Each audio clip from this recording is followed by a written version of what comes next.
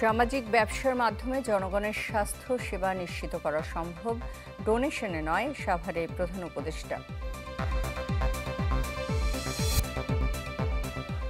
2024 সালে বিদেশে রেকর্ড বাংলাদেশি শ্রমিকের মৃত্যু, 31 ভাগই অস্বাভাবিক বলছেন রামরু। পাখির আঘাতেই বিমানের সিঙ্গাপুরগামী ফ্লাইটে যান্ত্রিক ত্রুটি, শাহজালালে জরুরি অবতরণ।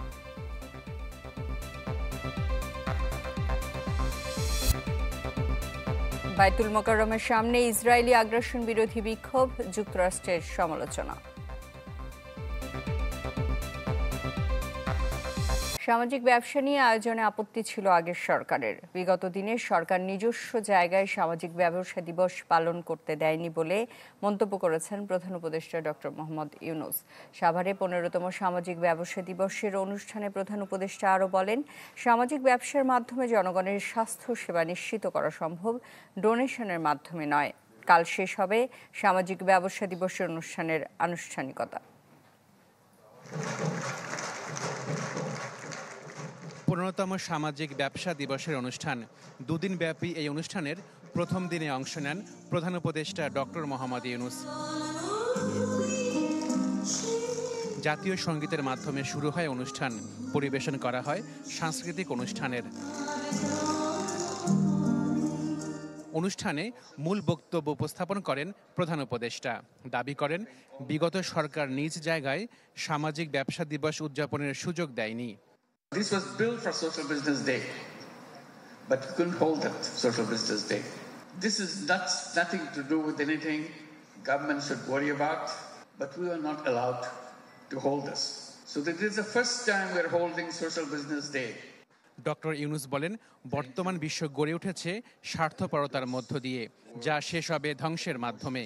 এ সময় তিনি বলেন, সামাজিক ব্যবসার মাধ্যমে জনগণের স্বাস্থ্যসেবা নিশ্চিত করা সম্ভব, ডোনেশনের মাধ্যমে নয়। There are many nursing colleges around the world, but this one is a special, and it could be done in thousands of it. It makes economic sense. It's not a donation based, it's a self-sustaining based, that's all. তরুণরা বাংলাদেশকে অন্ধকার থেকে আলোতে নিয়ে এসেছে বলেও জানান প্রধান উপদেষ্টা। They have done amazing things. Young people came out. They said enough is enough. Get out. They gave their life. And in a very short period, few days, they moved the country from the extreme darkness to the bright light. And that's a young people. অনুষ্ঠানের প্রধান উপদেষ্টা নিজেদের স্বার্থে নতুন বিশ্ব গড়ে তোলার আহ্বান জানান। আশাকিন প্রিন্স, চ্যানেল 24, ঢাকা। 813 জন বাংলাদেশি শ্রমিকের মৃত্যু হয়েছে প্রবাসে, যা এ যাবৎকালের সর্বোচ্চ। একে অস্বাভাবিক বলছে গবেষণা সংস্থা রামরু। জানায়, যারা মারা গেছেন তাদের গড় বয়স 38 বছর। চিকিৎসকরা বলছেন, শারীরিক স্বাস্থ্য নিয়ে সচেতন নন প্রবাসীরা, উদাসীনতা আছে সরকারেরও। সম্রাট হোসেনের রিপোর্টে বিস্তারিত।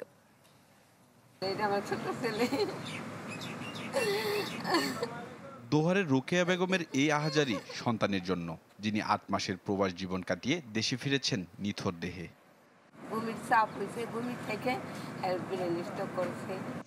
পরিবারের আর্থিক কষ্ট গোছাতে রফিক গিয়েছিলেন সৌদি আরবে। সেখানে হার্ট অ্যাটাকে মৃত্যুর পর পাহাড়সম দুঃখ হয়ে এলো পরিবারের কাছে।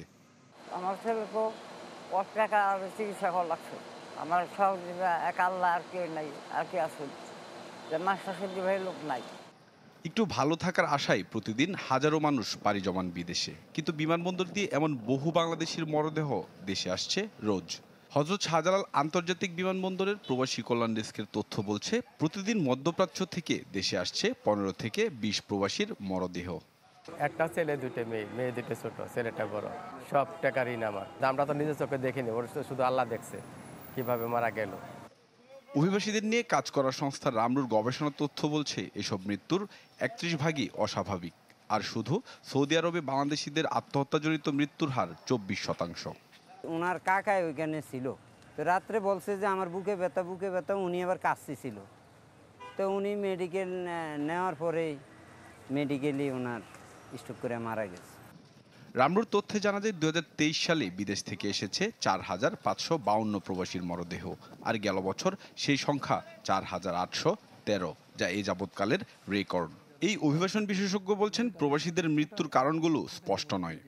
আমাদের আজ পর্যন্ত কোনোদিন রাষ্ট্রীয়ভাবে কোনো একটা গবেষণা বা অনুসন্ধান হয়নি যে কেন এত বিপুল পরিমাণ মানুষ মারা যাচ্ছে, মানে কারণ অনুসন্ধানটা করা।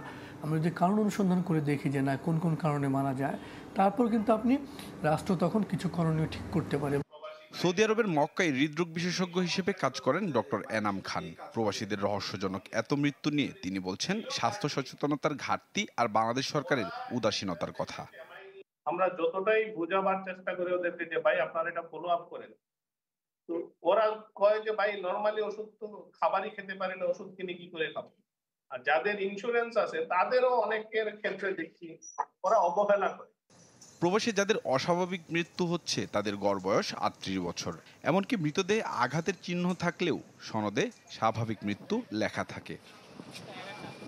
সম্রাট হোসেন, চ্যানেল 24, ঢাকা।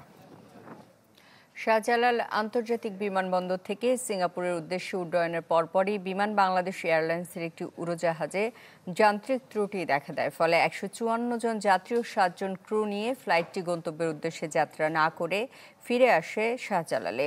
শাহজালাল আন্তর্জাতিক বিমানবন্দরের নির্বাহী পরিচালকের মুখপাত্র মোহাম্মদ মাহমুদুল হাসান মাসুন বিষয়টি নিশ্চিত করেছেন। তিনি জানান, বিমানে থাকা সব যাত্রী এবং ক্রু নিরাপদ ও সুস্থ রয়েছেন। জানা গেছে, উড্ডয়নের পরপরই বিমানের বোয়িং 737-800 ফ্লাইটটির পাখায় পাখির আঘাত লাগে। পরে ক্যাপ্টেন 2500 ফুট উচ্চতায় থাকাকালে আঘাত লাগার কথা জানিয়ে বিমানবন্দরে ফিরে আসার সিদ্ধান্ত নেন। সকাল 8:59 উড়োজাহাজটি নিরাপদে বিমানবন্দরে অবতরণ করে। অবতরণের পর বিমানবন্দরের বে 14 নম্বরে উড়োজাহাজটি পার্ক করা হয়।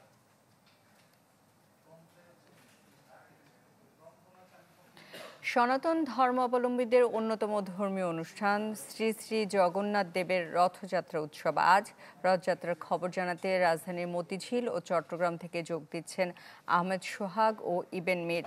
শুরুতে যেতে চাই আহমেদ সোহাগের কাছে। সোহাগ, কি দেখছেন সেখানে?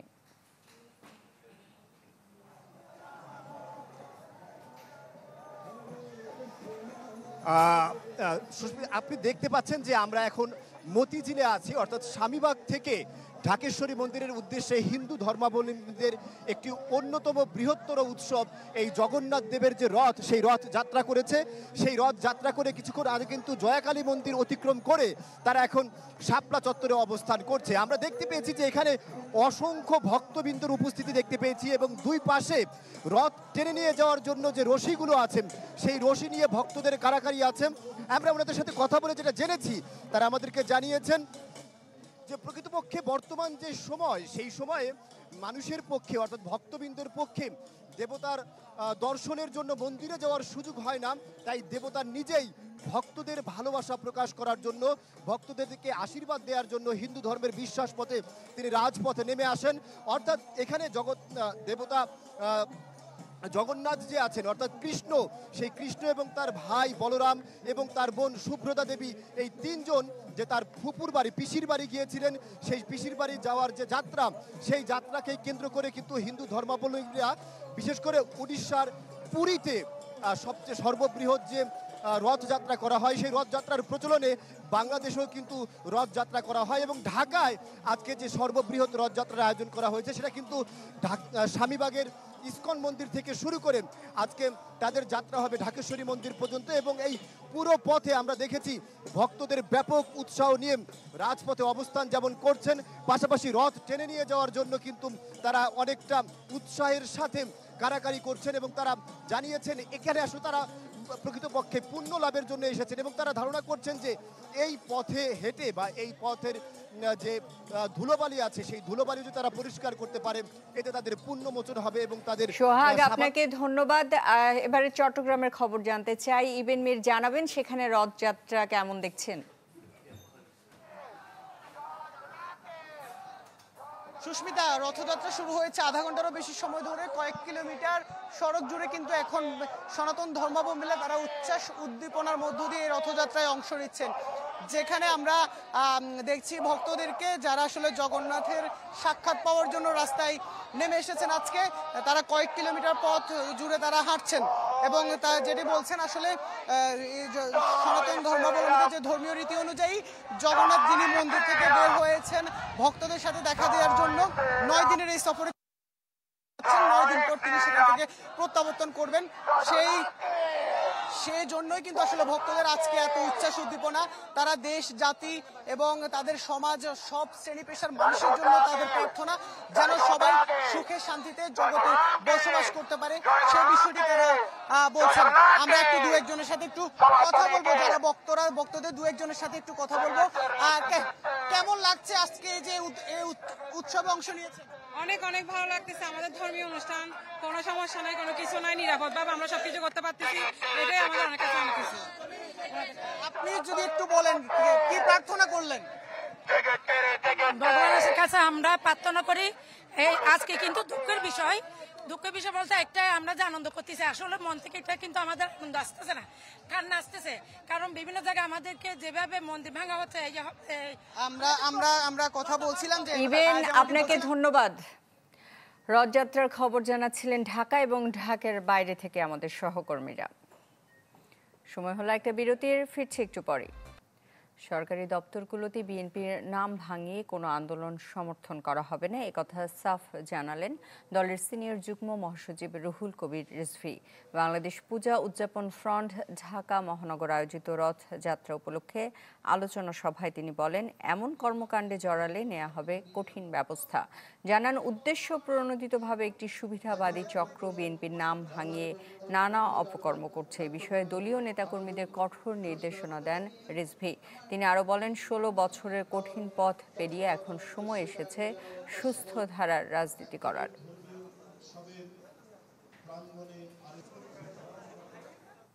আন্দোলন করছেন, এই আজকে চেয়ারম্যানকে সরাবেন, কালকে এই করবেন, এটা কেন? তাকে কে দায়িত্ব দিবে? আমি তো সিনিয়র যুগ্ম মহাসচিব, আমি তো জানি না। বিভিন্ন ক্ষেত্রে বিভিন্ন ডিপার্টমেন্টে এই ধরনের একটা সুবিধাবাদী গোষ্ঠী, একটা চক্র, তারা নানাভাবে বিভ্রান্ত করার চেষ্টা করছে। এ ব্যাপারে সবাইকে সতর্ক থাকতে হবে। দেরির কারণে এইচএসসি পরীক্ষায় অংশ নিতে না পারা আনিসা আহমেদের বিষয়টি মানবিকভাবে গুরুত্ব দিয়ে দেখা হচ্ছে, তথ্য জানিয়েছে শিক্ষা উপদেষ্টা। প্রধান উপদেষ্টার ভেরিফাইড ফেসবুক পেজে এই নিয়ে একটি পোস্ট দেওয়া হয়েছে, যেখানে শিক্ষা উপদেষ্টা বলেন, আনিসার বাংলা প্রথম পত্রের পরীক্ষা নেওয়ার বিষয়টি আইন ও বিধির আলোকে সমাধানের চেষ্টা চলছে। স্ট্রোকে আক্রান্ত মাকে নিয়ে হাসপাতালে যাওয়ায় দেরিতে কেন্দ্রে ঢোকার কারণে পরীক্ষা দিতে পারেননি ওই শিক্ষার্থী। রাজধানীর সরকারি মিরপুর বাংলা কলেজ কেন্দ্রের এই ঘটনা উঠে আসে গণমাধ্যমে, যা নজরে এসেছে সরকারেরও।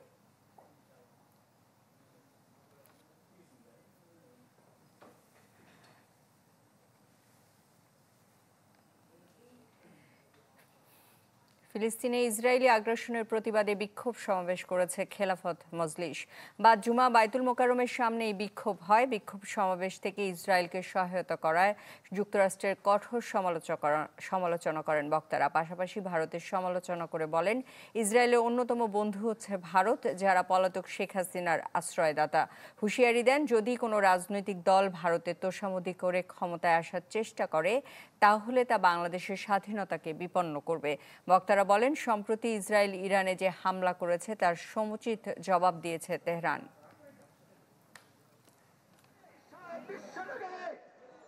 আমরা বিশ্বাস করি, আমরা বলতে চাই, ইসরায়েল এবং তাদের মতো সন্ত্রাসী যারা আছে, তারা মুসলমানদেরকে উস্কানি দেয়। মুসলমানরা যদি পাল্টা হামলা করে, ইসরায়েলদের রুখে দেওয়ার ক্ষমতা থাকে না। আরো একটা বিরতি নিচ্ছি, ফিরছি একটু পর।